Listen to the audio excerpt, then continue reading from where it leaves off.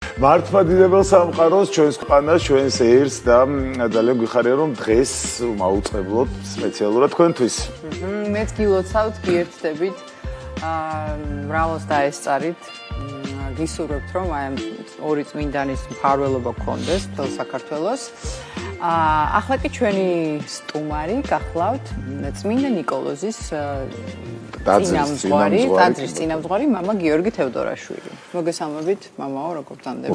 გიორგი თევდორაშვილია ჩვენთან სტუმრად, ძალიან დიდი მადლობა სტუმრობისთვის, პირველ რიგში მოგესალმებით. მეც გილოცავთ და გვიხარია რომ ჩვენთან ხართ სტუმრად და გვინდა საუბარი დავიწყოთ ამ დღესთან დაკავშირებით, ამ დღის მნიშვნელობასთან დაკავშირებით და ზოგადად არის ასე რომ ხშირად ადამიანები კი ოცულობთ, ახსენებთ რომელიღაც დღესასწაულს, საუფლოს თუ წინვალ დღესასწაულს, მაგრამ ხშირად ესე ღრმად არ ვიცით ხოლმე ამა თუ იმ დღესასწაულის არსი, მნიშვნელობა და სწორედ ამ მნიშვნელობაზე მინდა რომ ჩვენს მაყურებელს და ჩვენს ადამიანებს რო ესაუბროთ. თავად აღნიშნეთ დღე სასწაული. ის რაღაც უნდა ვისწავლოთ, ხო? ერთადერთი არსება, რომელსაც სწავლა არ ჭირდება, არის ღმერთი. დანარჩენი ყველა ქმნილებას ხილული იქნება თუ უხილავი ანგელოზები და ადამიანები, ყველას გვჭირდება სწავლება, შემეცნება და მერე გადაცემა სხვა ადამიანების მიმართ. დღეს არის ორი გამორჩეული ადამიანის ხსენება, რომლებიც არიან ბურჯნი ეკლესიისა, ჯებირნი და საყვირნი ქრისტიანობის.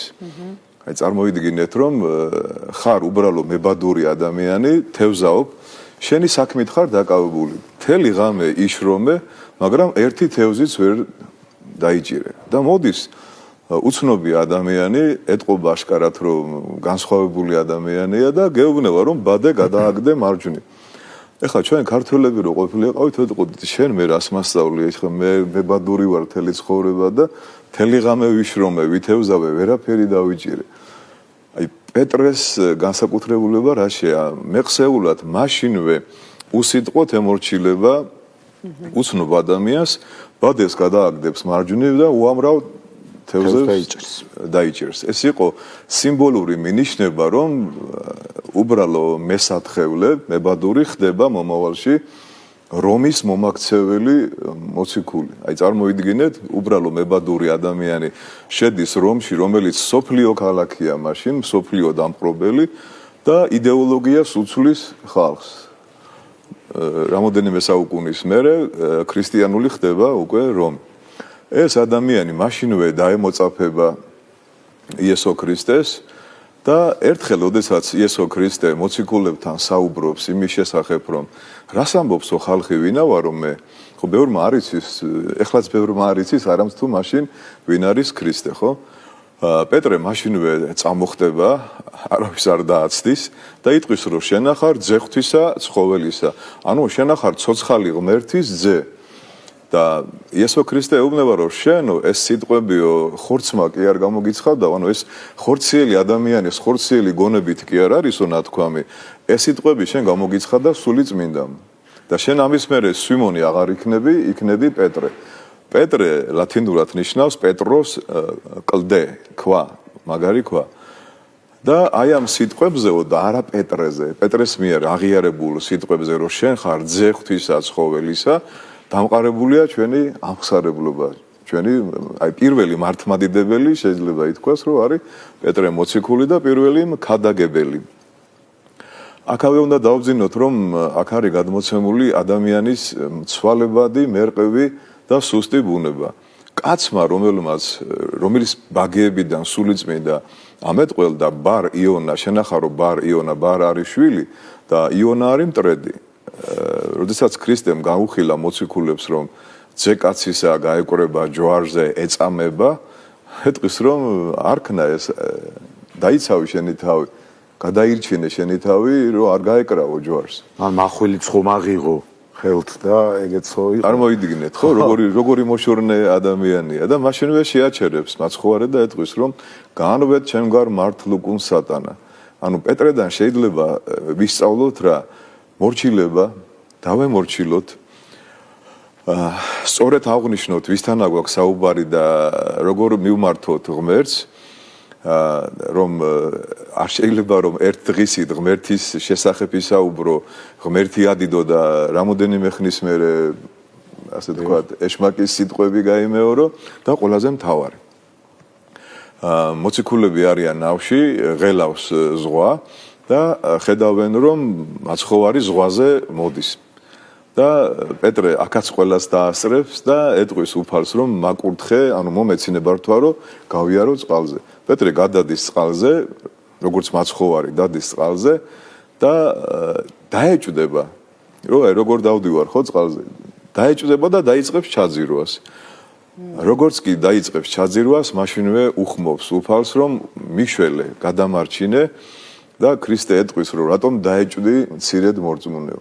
როცა განსაცდელში ჩავარდებით, მაშინვე უნდა მოუხმოთ უფალს. უფალო, შემიწყალ, უფალო დამეხმარე, უფალო გადამარჩინე. ეს არის ყველაზე დიდი ლოცვა, რომელიც კი შეიძლება ადამიანმა მაშინვე თქვას. ანუ სასწარკვეთილებაში არ უნდა ჩავარდეთ და აი ყველაზე ძალიან რო გაგვიჭირდება ადამიანები რო გაგვწირავენ, ცხოვრება რო გაგვწირავს. აი მაშინვე იმედი კი არ უნდა დავკარგოთ, არამედ უნდა ვთქვათ, რომ ღმერთო მიშველე და მაშინვე უფალი გვიწვდის ხელს და ამოყავს პეტრე ზღვიდან, რომ არ ჩაიძიროს და არ დაიხჩოს. პეტრესგან საოცრად განსხვავებული ადამიანი არის პავლე. ის თუ მებადურია, უწიგნურია და დახეული ბადის გარდა არაფერი არ ქონდა. პავლე იყო რაბინი, ანუ მოძღვარი, გამალიელის ფეხებთან აღზრდილი, ანუ ცნობილი მოძღვრის სკოლა ჰქონდა დამთავრებული, კილიკის ტარსუსში ცხოვრობს, არის რომის მოქალაქე, მაშინ რომის მოქალაქეობა დიდი პატივი იყო, როგორც ახლა ამერიკის მოქალაქეობა. საულე, რომელიც წარმოიდგინო შუნაყურება, რამხელა პატივია, ხო? და ეს ადამიანი არის მოშურნე, ანუ ძალიან უყვარს თავისი ეროვნება, ებრაელობა, იუდაიზმი ძალიან უყვარს და გონია რომ ვიღაც სექტანტი მაპატიეთ ქრისტიანები ამახინჯებენ რჯულს და მათ დევნაში ატარებს, ასე თქვას, თავის ცხოვრებას. და გაიგებს რომ დამასკოში არიან შეკრებილი ქრისტიანები და უნდა მივიდეს და დაარბიოს. და გზაში გამოეცხადება იესო ქრისტე და ეტყვის რომ საულ, ადრე საულე ერქვა პავლეს, საულ, რატომ დევნი მე? და პავლეს ღირსება რაშია, რომ მაშინვე თვალ დაუბრუნდება და ეტყვის ვინ ხარ უფალო და რა გსურს რომ გავაკეთო? უფალო. ხარ უფალო. უფალო ანუ ბატონო, ასეთი მიმართვის ფორმა იყო. ანუ მაშინვე მიხვდა რომ ჩვეულებრივ არსებასთან არ აქვს საქმე, ეს მარტო მან იხილა. მისი გარშემო მყოფები ვერ ხედავენ. მან იხილა ქრისტე. და შემდგომში ბევრჯერ ამბობს სხვა მოციქულებთან რომ მეც ხო ვიხილეო უფალიო. ესე იგი არის ორი დასი მოციქულების 12-თაგანი და 70-თაგანი, მაგრამ პავლე არც ერთგან არ არის. და გარკვეულ ეპისტოლეებში ამბობს რომ მეც ხო ვიხილეო უფალიო, მეც ხო ვარო მოციქულიო. უხდებოდა ამის იმტკიცებულება რომ ისიც მოციქული იყო. თან ყველაზე მოშურნე პეტრეს და პავლეს კალამს ეკუთვნის, პეტრეს კალამს ეკუთვნის ორი საყოველთაო ეპისტოლე, პირველი და მეორე ეპისტოლე პეტრე მოციქულის მცირეა, მაგრამ ძალიან საინტერესოა. ერთგან არის აღწერილი ქრისტეს ჯოჯოხეთში ჩასვლა და ჯოჯოხეთის წარტყნევნა, ანუ გამოხსნა მართალთა სულების, ეს არცად არ წერია, მარტო პეტრეს უწერია და ერთგან ამბობს პეტრე ასეთ საოცარ ამეს, რომ კარგია ყველამ დაიმახსოვროს დღეს, რომ თუ კი ჩვენ მამას უწოდებთ ღმერთს, ღვთის მოშიშებით განვლიოთ წუთისოფლის მწირობის ჟამი. ანუ თუ ჩვენ ღმერთს ვაღიარებთო ჩვენ მამად, ღვთის მოშიშებით გავატაროთ ჩვენი მწირობა. ანუ მომთაბარეობა, ჩვენ ხომ მკვიდრები არა ვართ ამ სოფელში, დროებით ვართ ყველა მოვლენილი. პავლეს ეპისტოლეებიდან ყველაზე საინტერესო არის და მე ვთხოვ პატივცემულ მაყურებელს, რომ მე მგონი მობილურში ყველას აქვს აპლიკაცია ბიბლიის და ახალი აღთქმის, ძველი აღთქმის. ეს არის სიყვარულის ჰიმნი. პირველი კორინთელთა 13 თავი. აი ჩვენ ბევრჯერ გვსმენია და განსაკუთრებით ამბობენ თანამედროვე ქრისტიანები და არა მარტო ქრისტიანები, პავლე მოის მამა გაბრიელის სიტყვებს, რომ სიყვარული ისწავლება. აი მინდა რომ სიყვარული ვისწავლო. მოვიდა თქვენთან ახლა ვინა ჩემთან და მამაო გვასწავლეთ სიყვარული. მე მაშინვე ვეთყვი გადაშალე პავლე მოციქულის ეპისტოლე კორინთელთა მიმართ პირველი თავი და რა წერია აქ? მე რომ ანგელოზების ენითაც ვისაუბრო. ანგელოზებსაც აქვთ ენა, როგორც ადამიანებს ამოვიდგინეთ. სასწაულებიც რომ მოვახდინო და მთები გადავდგა, ისეთი რწმენა რომ მქონდეს, თუ სიყვარული არ მექნება, ან ჟღარუნ არ გვალივარ, ან წანწკარა წინწილა. რომელსაც მარტო ხმას ეს საკრავი არაღებია ესენი ინსტრუმენტები, მარტო ხმას რო გამოსცემს და არანაირი შინაარსი რომ არ აქვს. სიყვარული სულგრძელია, სიყვარული ქველმოქმედია, არ შურს, არ ყოყოჩობს, თავისას არ ეძებს, არ განიზრახავს ბოროტს, არამედ სიკეთე ახარებს. ეხლა მითხარით ადამიანებმა რომ ეს კარგად გაიგონ და თავისი ცხოვრების მანძილზე სიყვარული რომ ისწავლონ და შემდგომში გამოამჟღავნონ. აი ამდენი ბოროტება ქვეყანაზე ხომ აღარ იქნება. ეს უნდა მეუღლეს ასწავლოს, მეგობარმა მეგობარს, ხელისუფლებამ ხალხს, ხალხმა ხელისუფლებას, პოლიტიკოსებმა პოლიტიკოსებს და რა ვიცი, ყველამ უნდა ისწავლოს. აი ამის გარეშე, რასაც ქვია სიყვარული, იმიტომ რომ დღეს მაპატიეთ და ძალიან ბევრმა ხალხმა არ იცის რა არის სიყვარული. აი სიტყვა სიყვარული ბევრმა არ იცის, აი ვიცით რა არის უსიყვარულობა. უსიყვარულობა არის რომ მე ჩუმად შემიძლია შოკოლადი ვჭამ. დაგიმალოთ და გავიდე გვერდზე და ვჭამო. ეს არის უსიყვარულობა, ხო? ამას დიდი მეხვედრა არ უნდა. მაგრამ სიყვარული რა არის? კი არა, არასწორია. ვინ არის სიყვარული? ერთადერთი რელიგია, მართლმადიდებლობა, ქრისტიანობა, სადაც ღმერთს ქვია სიყვარული. იოანე ღვთისმეტყველი ბრძანებს, რომ ღმერთი სიყვარული არის. ეს რას ნიშნავს? იმას ნიშნავს, რომ ღმერთი არის კეთილი, ღმერთი არის თავდაბალი, ღმერთი არის მოწყალე, ღმერთი არის სახიერი, არის უბრალო, ინება ჩვენთვის და ჩვენი ცხონებისთვის დედამიწაზე მოსვლა განკაცებული ადამიანის სახით, ხო?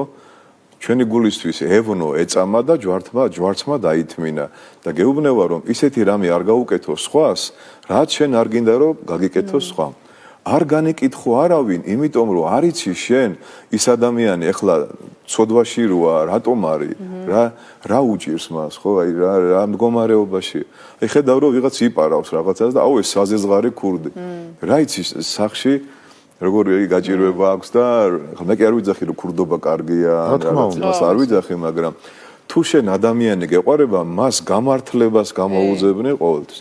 არსებობს თქვენ წარმოვიდგინეთ ადამიანური სიყვარული და არსებობს ღვთაებრივი სიყვარული. ადამიანური სიყვარული რა არის? მე მიყვარხარ იქამდე, სანამ შენს გიყვარვარ, მაგრამ რო დავინახავ რომ შენ მე აღარ გიყვარვარ და შენ ჩემზე ცუდ რაღაცებს ლაპარაკობ, უკვე მე მეც იგივეს ვიტყვი შენზე, ხო? აი ეს ვინ ყოფილა, ეს რა თქვა ჩემზე და ეგ ესეთი და ეგ ისეთი, ხო? ან მიყვარს მარტო ქართველები, მიყვარს მარტო ქრისტიანები, მიყვარს მარტო ჩემი ოჯახის წევრები, სხვა მეტი არავინ, ეს ადამიანური სიყვარულია.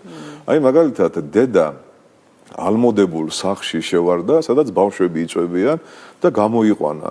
ეს გმირობაა, მაგრამ ეს არ არის რამე განსაკუთრებული, იმიტომ რომ ნებისმიერი დედა ამას გააკეთებს, მაგრამ აი სხვა ბავშვების გამო რო შევარდეს და გამოიყვანოს, ეს უკვე გმირობაა, იმიტომ რომ ეს მისი ბავშვები არ არიან.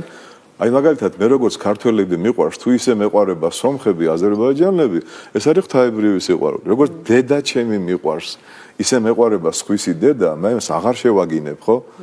აღარ შევაგინებ, არა? და ცუდს არავის არ ვიტყვი. როგორც მე ჩემი ცოლი, ჩემი შვილები მიყვარს, ასევე სხვის ცოლს მე ცუდად არ შევხედავ და არაფერს არ ვაკადრებ. ხო, მაგრამ მამა, ეს ხო ძალიან რთულია.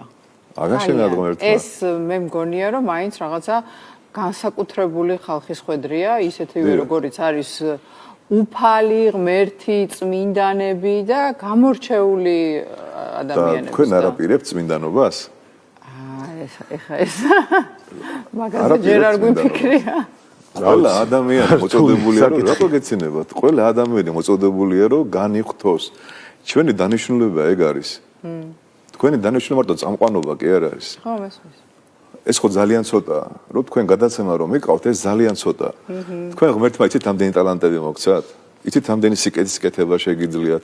ჯერ მარტო ეხლა ჩვენ რომ საუბრობთ აი ამ ღვთაებრივ ასე თქვათ მოციქულებზე და საეკლესიო სწავლებებზე, ეს თქვენთვისაც უკვე ძალიან დიდი სიკეთეა. ამას ხო თქვენ თვითონ დაფიქრდებით, რომ გაბრძანდებით, რომ მამაო წეგან ღვთაებრივ სიყვარულზე ისაუბრა. ნუ თუ ასეთი ძნელია, თუ ძნელია, რატო დაგვალა? ღმერთმა ისეთი რამე დაგვალა, რომ ძნელია? აბა დაუგვირდით. ძნელი არის უსიყვარულობა. აი ჩემთვის ძნელი არის, რომ ვიღაცას ცუდი ვთქვა. ძნელი არის რომ ვიღაცას არ დავეხმარო, ძნელია ვინმე განვიკითხო. მაგრამ აი ძალიან მარტივია რომ ხა მე დღეს წირვაზე არ წავედი, სხვა მოძღვარმა ჩაატარა და მოვედი არ. იმიტომ რომ იმ წირვაზე რომ მეკადაგა, მოისმენდა იმას 200 კაცი. და ეხლა რო ვქადაგებ ამას 1000-ობით მოისმენს. კი ბატონო. მე სხერპლი გავიღე ამის გულისთვის, რომ იმდენად მიყვარს საზოგადოება და თქვენი ტელევიზია. დიდი მადლობა. ნებისმიერ თქვენთაგანი, ეხლა მას მე არ ვამბობ ფარისეულობით და არც პოლიტიკოსი ვარ და არ მჭირდება სამაგისტრო რაღაც ეხლა მე რომ რაღაცნაირად ზედმეტად მოგეფეროთ, მაგრამ აი თუ ჩვენ დღეს მართლა წავიკითხავთ პავლე მოციქულის პირველ კორინთელთას, პირველი თავის 13 თავიდან წავიკითხავთ, ხო? დამერწმუნეთ, რომ დღეს შეიძლება ძნელია, მაგრამ ჩვენ ცნობიერებაში უკვე ჩაიბეჭდება ეს სიტყვები და ნელ-ნელა ამოქმედდება. აი ადამიანს დიეტის დაცვა რო უნდა თავიდან როგორი რთულია რა დიეტა რაღაცაზე უარი უნდა თქვა უარი და მე ერთი კვირა ორი კვირა ერთი თვე რო გადის ეჩვევა უკვე ეჩვევა ხო აქ სირთულეზე არის ეს რა ეს ცოდვის დათრგუნვა არის სირთულე იმიტომ რომ ჩვენ სახარებასაც როდესაც ვკითხულობთ ხედავთ რომ ადამიანები რომლებიც იყვნენ ხილული სახით იხილეს უფალი მათაც კი ღრღნიდა ეჭვები მათაც კი ქონდათ აი ეს რაღაცნაირი არ ვიცი რა ქვია ამას იმიტომ რომ ხო იოანე ნათლისმცემლის მაგალითი იგივე პეტრეს მაგალითი ხო აი მათაც ქონდათ ეს ეჭვები და თუმცა ჩვენ მადლობა მინდა მოგახსენოთ რომ აი ეხლა შემახსენეთ კინაღამ არ დამავიწყდა პეტრე მოციქული წარმოვიდგენთ რომელმაც აღიარა ქრისტე ზეღვთვისად სამგზის უარყოფს ქრისტეს. მამლის ხევილა უნდა სრგულის ხო. ტანჯვა წამება კი არ ემუქრება, კი არ ეუბნებიან თქვი ერთი უბრალო მონაქალი ხედავს რომ კოცონთან ზის პეტრე და შენც ხო არ იყავიო ქრისტესთან გალილეველის გალილეოს შესამოსელი ქონდა და შენი შესამოსელი და კილო ქონდა გალილეველის. არაო არ ვიცია კაცე ვინ არისო. გესმით აი სამჯერ უარყოფ. არა და ამდოს არაფერი არ ემუქრება რომ ცეთქვა რომ ვიყავი რა მოხდა არც არაფერი არ მოხდებოდა. და სამჯერ იყივლებს მამალი ხო და მაშინვე გაახსენდება და აი შემდეგში უკვე რომ ქრისტე აღდგება პეტრეს რო შეხვდება რას ეუბნება პეტრე გიყვა არმია ჰე უფალო ხო უფალო აი თქვენც გეკითხებათ ამას გიყვა რო არ მე რა უნდა უპასუხოთ აი პეტრესგან ვიცდელო დიახ უფალო და თუ გიყვა რო არ ცნებები დაიცავე თულია ცნებების და ეს არის რა თქმა უნდა სირთულეა კი ამიტომაც არის წვენა ალბათ ძალიან თულია შენიათ გამოიყურებით აშკარად გეტყობათ რომ კარგი ადამიანები ხართ აი რატო არ თული აბა ბოროტება არის ადვილი ბოროტება ადვილი შურია რაღაცებისთვის ადვილი ალბათ უფრო ხო აი ხო და ადამიანი იმდენად გადაგვარებულია თქვენ წარმოვიდგინეთ ადამიანი თავდაყირაა ახლა გესმით სიყვარული ეძნელება და სიძულვილი არა ლოცვა ეზარება და გინება არა ეხლა თქვენ რომ მანქანა გაგასწროთ და დაგისიგნალოთ ხო დალოცავ არ დალოცავ სამწუხაროა ეს შეაგინებ ხო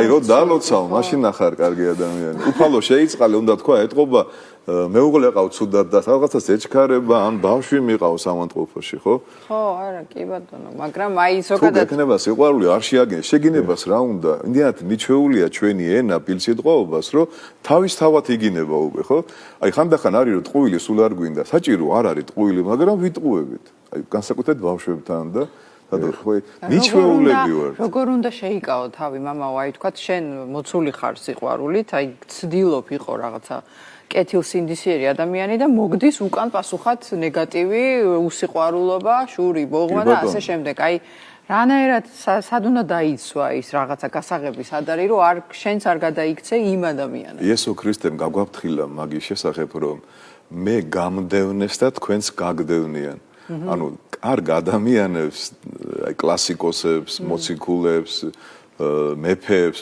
ვინც მართლა სიყვარულით იყო აღჭურვილი ეს სოფელი გარიყავს. ეს სოფელი რიყავს მათ. ამიტომ რომ ამ სოფელში არის გამეფებული ტყუილი, შური, ბოღმა, კვლელობა, სიძვა, მრუშება. თქვენ ხართ მარილი სოფლისა, უყურეთ, ქრისტე რას ეუბნება მოციქულებს. და თუ მარილიო ძალას დაკარგავსო, რიღათ დაამარილოსო, ხო? გაიხრწნებაო ანუ ეკლესია რომ არ იყოს, მოციქულები რომ არ იყვნენ, მოძღვრები რომ არ იყვნენ, პატრიარქი რომ არ იყოს, ეპისკოპოსები რომ არ იყოს, წირვა რომ არ იყოს და ლოცვა რომ არ იყოს, ეხლა უფრო უარეს მდგომარეობაში ვიქნებოდით, ვიდრე ვართ. თქვენ წარმოვიდგინეთ ხომ? ეხლა თითქმის ყველა მომქმედ ტაძარში წირვა აღევლინა, ყველა მოძღვარმა იქადაგა როგორი მჭერმეტყველიც არ უნდა იყოს, ხო? ყველა იქადაგებდა რომ პეტრე და პავლე ვინ იყვნენ, რწმენა, სიყვარული, თავდაბლობა, უბრალოება. დღეს, რა ვიცი, ნახევარი საქართველოს თუ არა, მესამედი ხომ მაინც კარგი განწყობით იქნება, ხო? სიმბოლურად ხომ მაინც მიულოცავენ პეტრე პავლობას კილოთან. ვიღაცა ხო დაფიქრდება, ვინ იყო კაცო ეს პეტრე, ვინ იყო ეს პავლე?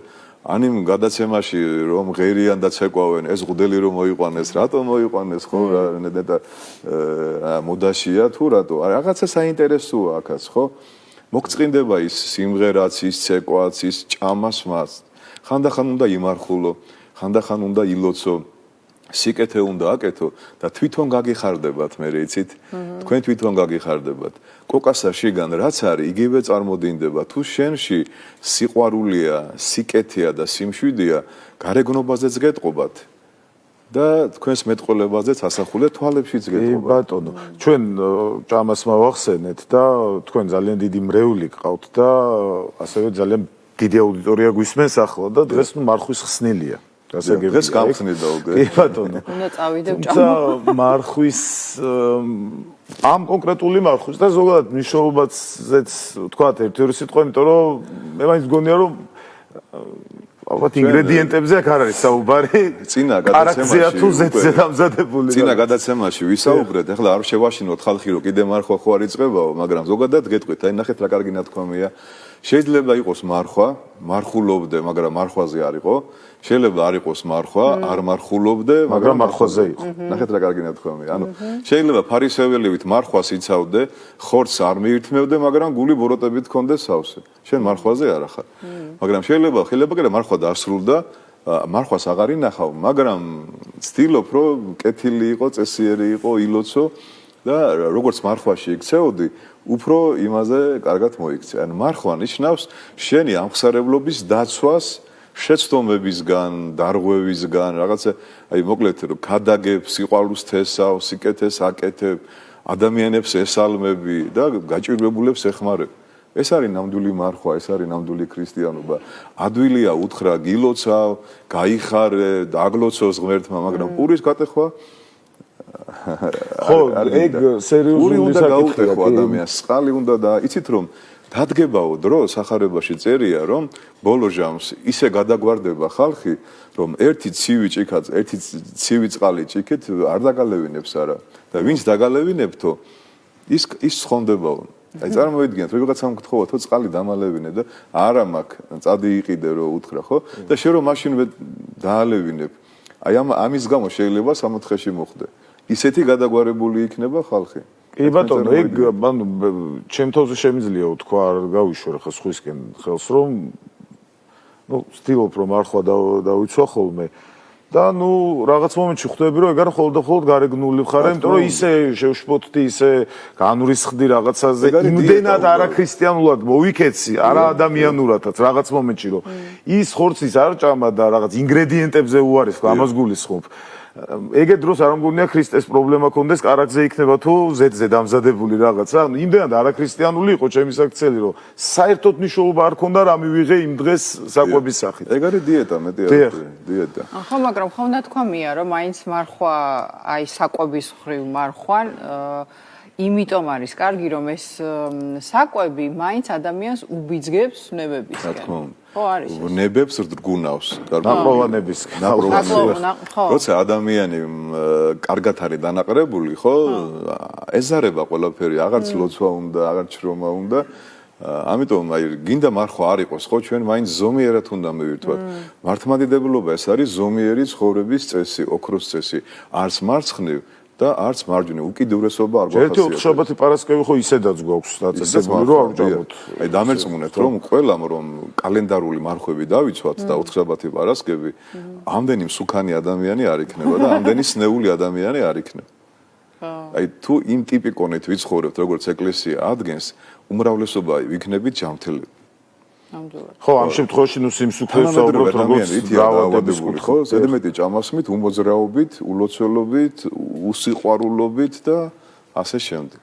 ესე იგი თქვათ კონსტანტინე გამსახურდია რომ გავიხსენოთ ეს დაძრები და ციხეები მშიერი ხალხის აგებულია ეგეთი თქვათ არ გვინდა ალბათ მაგრამ ნუ ზომიერება ალბათ შილია კარგი რა თქმა უნდა და არც სიმაძღრე ზომიერება ლუარსაბი არ უნდა ვიყოთ და დარეჯანი არ უნდა ვიყოთ ხო რატოა ესეთი ფენომენალური ლუარსაბი და დარეჯანი იმიტომ რომ ილიამ ასე შეგვაფასა მაშინ და მე მგონი შორს არ წავსულ ვართ იქიდან ხო ხო და ამიტომ ადამიანი არის მეტყველი ვერტიკალური ზნეობრივი საზოგადოებრივი რელიგიური ჰომო საპიენი გონიერი არსება და მან უნდა იცოდეს ვინ არის გესმით აი პითიამ უთხრა დელფოში აპოლონის ტაძარში სოკრატეს შეინცან თავი შენ ოღონდ იმ გაგებით კი არ უთხრა კარგი გაგებით რომ აი შენ კარგი ტიპი ხარო რა მაგარი ვიღაცა ხარო და იცოდეო შენი თავის ფასიო მაგრამ სოკრატემ პირიქით გაიგო შეიცნო თავისი თავი და მიხვდა რომ არაფერი არ იცოდა და თქვა რომ მე ის ვიცი რომ არაფერი არ ვიცი